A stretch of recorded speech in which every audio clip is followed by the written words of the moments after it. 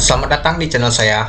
Di video kali ini, saya akan bahas tentang IPO perusahaan PT Dunia Virtual Online Tbk atau bisa disingkat yang kedua emiten, yaitu ALIA, jasa penyewaan, colocation, dan aktivitas terkait lainnya. Oke teman-teman, langsung saja kita lihat dulu untuk ringkasan perusahaan emiten ini.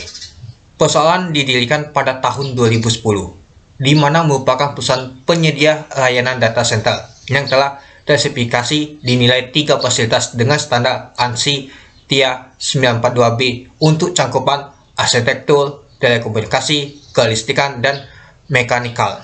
Dengan rekam jejak yang baik, perusahaan selalu mampu memberikan layanan infrastruktur data center yang andal, aman, dan terpercaya dengan menjamin Service Level Agreement SLA sebesar 99,982% atau hanya 95 menit downtime dalam setahun.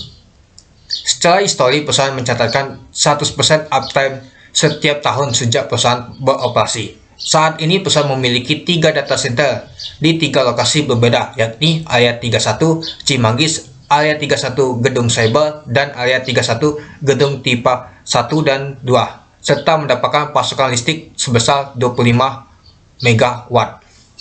Kegiatan usaha dijalankan perusahaan saat ini adalah jasa penyewaan colocation dengan menawarkan layanan jasa utama berupa colocation, circuit, dan data health, teleport facility, dan co-working office space.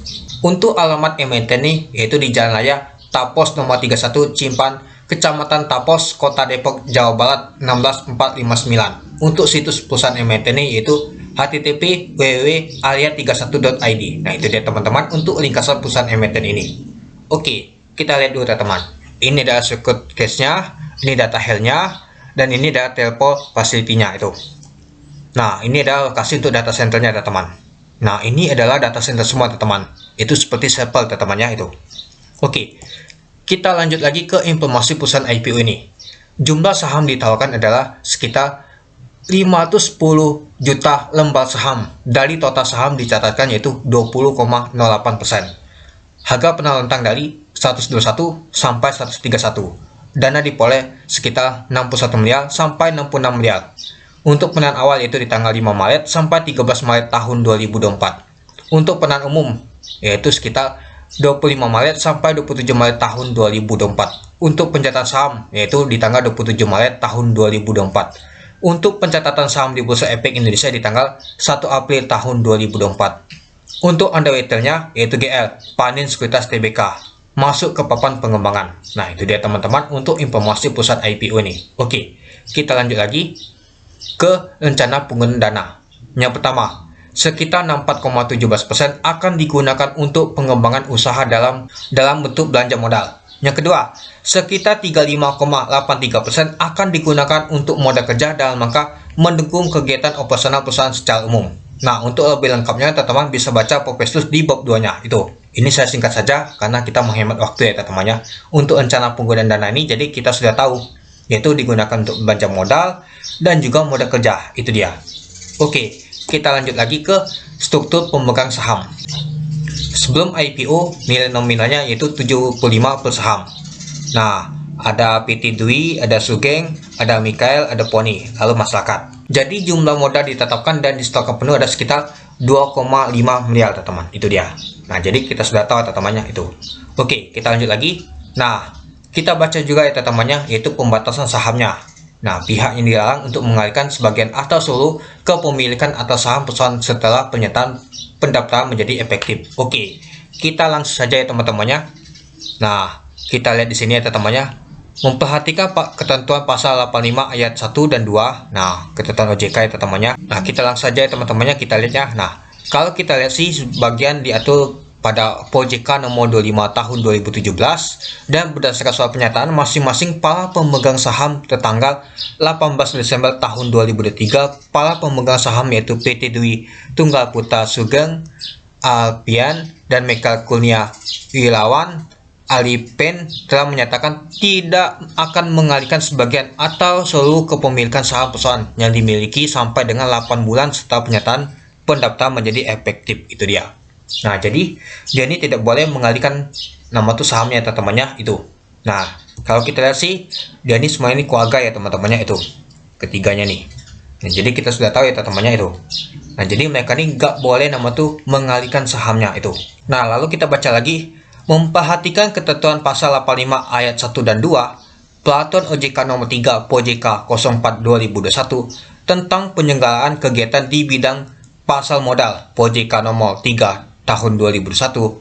Perusahaan menetapkan pihak yang menjadi pengendali perusahaan sebagai perusahaan terbuka sebagaimana didefinisikan dalam pasal 131 POJK nomor 3 tahun 2021, nomor pasal 1 angka 4 Peraturan OJK nomor 9 POJK 04 tahun 2018 tentang pengembalian perusahaan terbuka POJK nomor 9 tahun 2018 dan berdasarkan keputusan para pemegang saham di luar rapat sebagai penggantian keputusan rapat umum pemegang saham luar biasa perusahaan tanggal 20 November tahun 2023, maka pihak yang bertindak atau berkedudukan sebagai pengendali perusahaan adalah Mikhail Kurnia Wirawan Alipen, Sugeng Alipen, dan Poni Stepani Budi Satyo.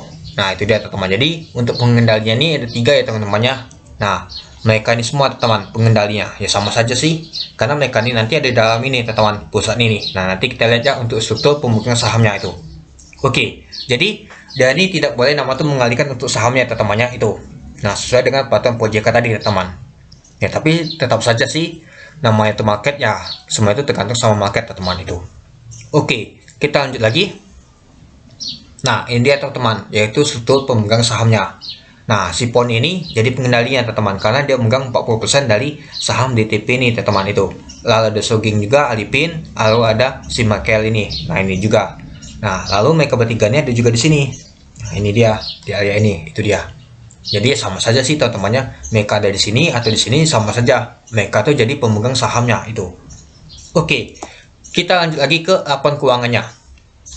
Nah, kita lihat ya teman-temannya, ini dalam rupiah. Di tahun 2020 total aset Ancal. Kalau kita sih dari tahun 2020 ke tahun 2021 mengalami peningkatan, di tahun 2022 meningkat lagi. Tapi di tahun 2023 menurun untuk total aset Ancalnya.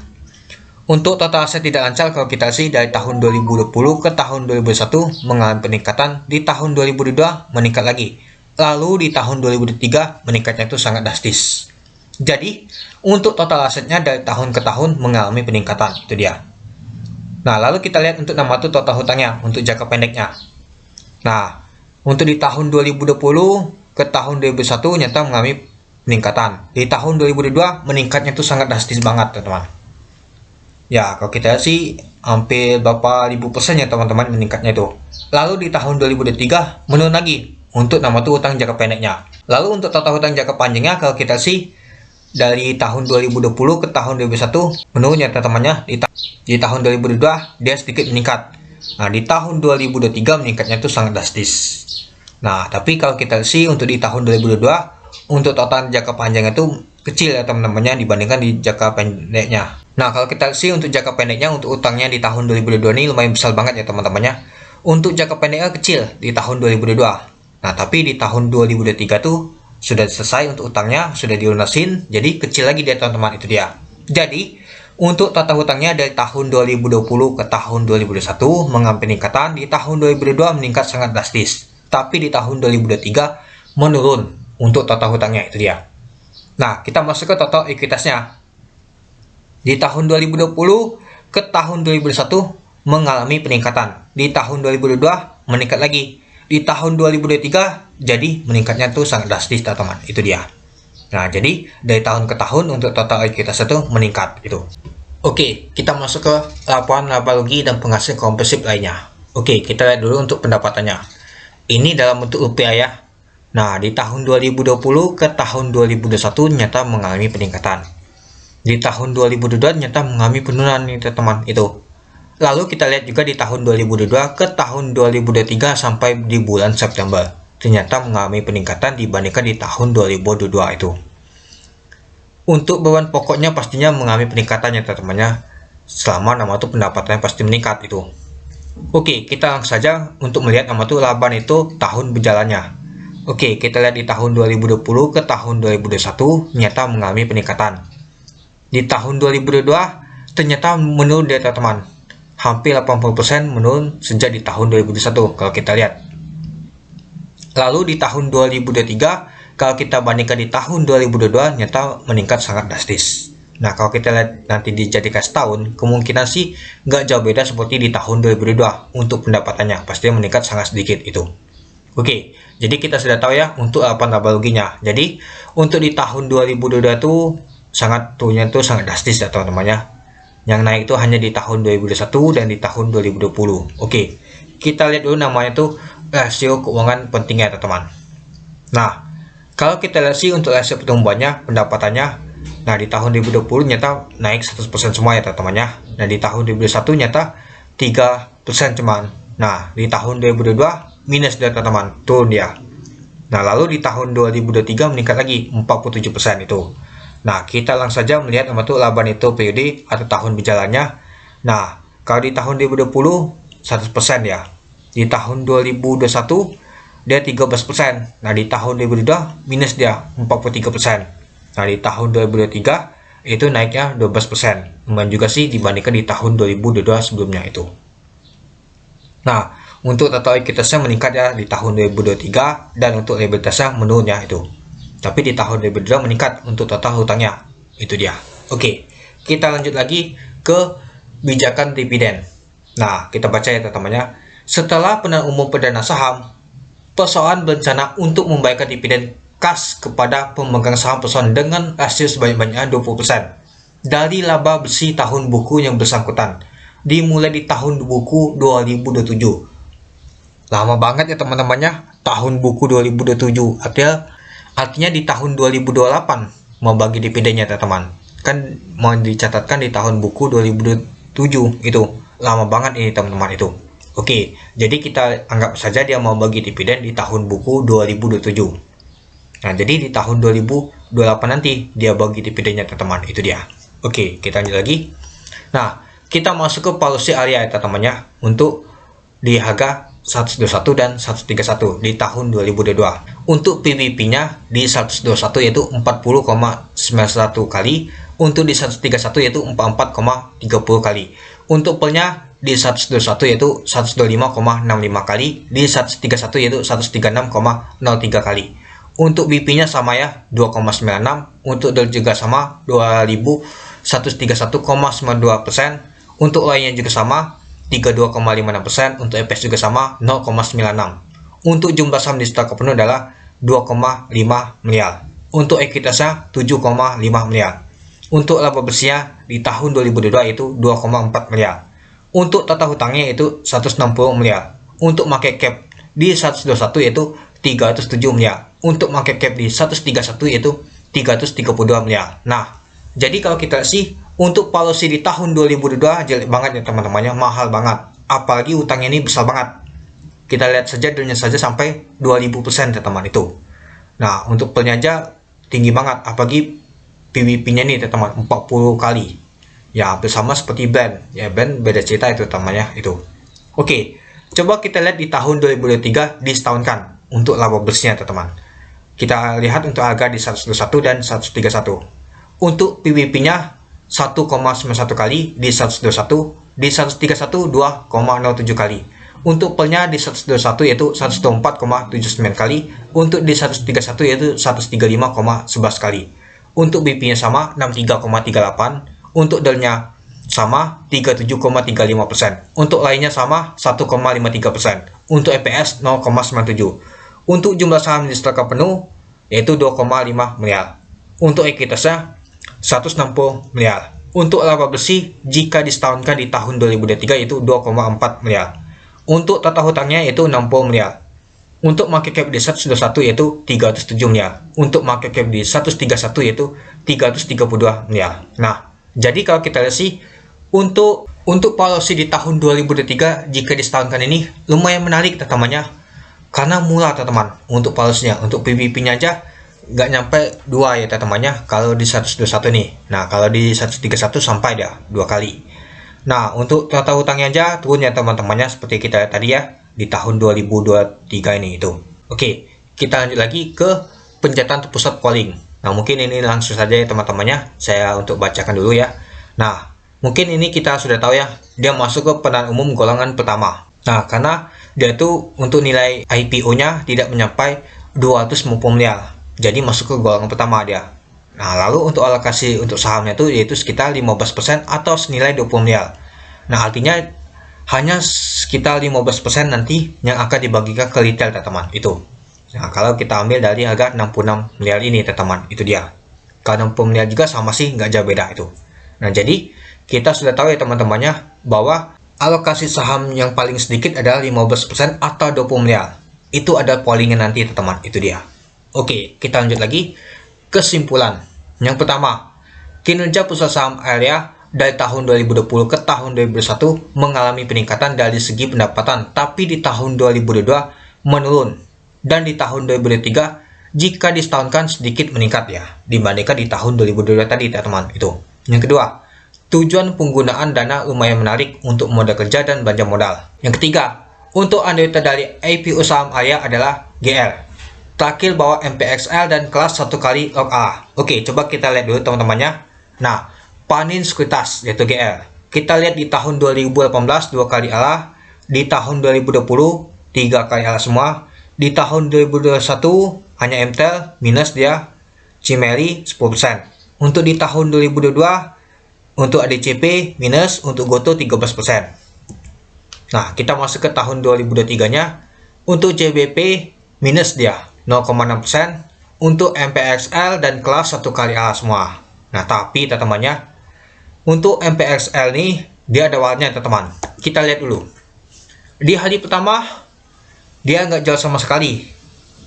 Nah, jadi untuk GL ini tidak jualan sama sekali. Di hari keduanya dia jualan dia teman-teman. Nah, jadi kita tahu bahwa kalau misalkan dia tidak ada awalan, dia hari pertama dia jual awalan dulu, baru hari keduanya dia jual induknya teman-teman itu. Lalu selanjutnya adalah kelas. Nah, kelas juga kita lihat dia listing juga ya teman-temannya sendirian ya. Nyata GL jualan dia teman-teman di hari pertama. Nah, jadi kita sudah tahu bahwa untuk terikut untuk underweight-nya GL ini nyata hari pertama jualan dia teman-teman. Kalau tidak ada awalnya, biasa sih kalau memang ada awalan, underweight-nya itu jualan dulu di hari pertama biasanya. Nah, kalau tidak ada awalan, pastinya langsung jualan di hari pertama untuk induknya teman-teman. Itu contohnya seperti GL ini teman-teman itu. Oke, kita kembali lagi. Nah, jadi kita sudah tahu ya teman-temannya, untuk MPXL dan juga kelas dia jualan underweight-nya teman-teman, bukan nampung atau dia buy atau dia lihat saja teman-teman. Nyata dia jualan teman-teman itu. Ya, seperti kelas aja di hari pertama dia jualan teman-teman itu. Kalau kita lihat sih untuk jumlah lotnya saja nggak jauh beda ya teman-temannya itu. Mungkin penjataan nanti hampir sama, nggak jauh beda. Nah, apakah nanti log ala seperti sih susah sih teman-teman, apalagi IPO sekarang ini begini teman-teman itu. Yang keempat, IPO saham area tergolong lumayan murah untuk polusinya. Tapi untuk saham tentang teknologi ini kurang menarik untuk investasi menurut saya teman-teman itu.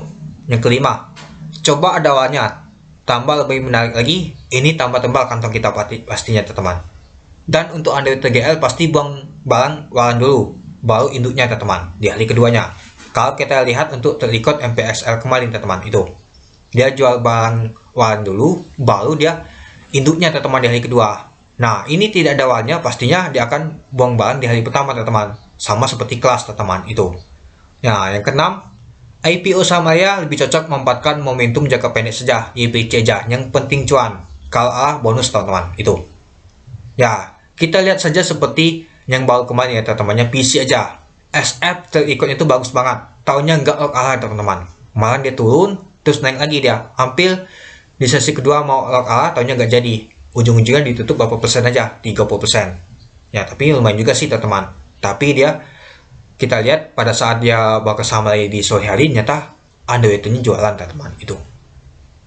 Ya, sekarang ini kalau kita sih underweight tuh hobi bangetnya hari pertama jualan terus ya teman-temannya itu. Ya, apalagi nanti seperti GL ini, kita lihat ikutnya aja jualan dia teman itu. Ya, harapan saya sih cuma satu, semoga saja log ala adanya yang menembok teman-teman. Apalagi ini bertepatan di tanggal 1 April tahun 2024. Anggap saja ini THL kita teman-teman. Kalau misalkan log ala itu bagus banget teman-teman. Dan perlu diingat juga, pastinya penjatan sangat kecil teman-teman, tapi nggak pengaruh lagi, mau kecil mau besar sama saja. Kalau nggak log ala sudah paling kita akan buang teman-teman itu. Pastinya kalau misalkan nggak log ala, si underweight-nya ini jualan teman-teman, pastinya besoknya tuh tidak menarik lagi teman-teman. Itu sama seperti kelas dan MPXL kemarin teman-teman. Itu dia, langsung besoknya tuh ALB dia. Ya mungkin ALB kemarin tuh masih 7% ya teman-teman, itu dia.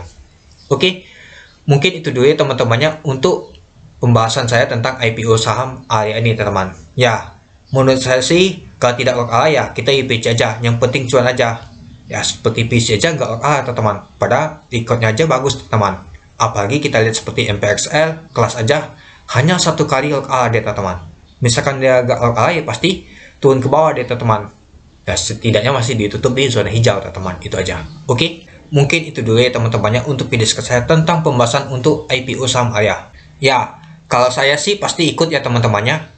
Memanfaatkan saja sih teman-teman untuk momentumnya nih teman-temannya jangka pendek. Yang penting cuan aja itu. Ya daripada nggak ikut sih, daripada kita nganggur ya. Mungkin kita harus nama tuh pasang trailing stop ya teman-temannya. Pada saat open market kita pasang aja teman-teman. Misalkan banyak akun itu aja.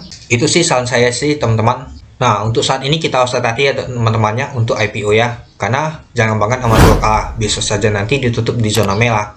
Lebih baik kita di hijau di PC aja, yang penting cuan, itu aja. Oke, mungkin itu dulu ya teman-temannya untuk video saya tentang pembahasan untuk IPO saham area. Gimana menurut teman? Oke, sekian dulu video saya. Terima kasih menonton, salam cuan.